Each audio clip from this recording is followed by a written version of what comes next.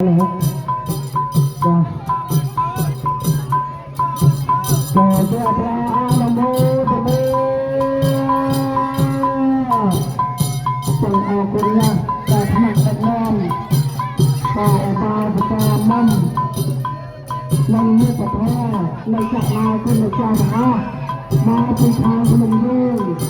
cho kênh Ghiền Mì Gõ để không bỏ lỡ những video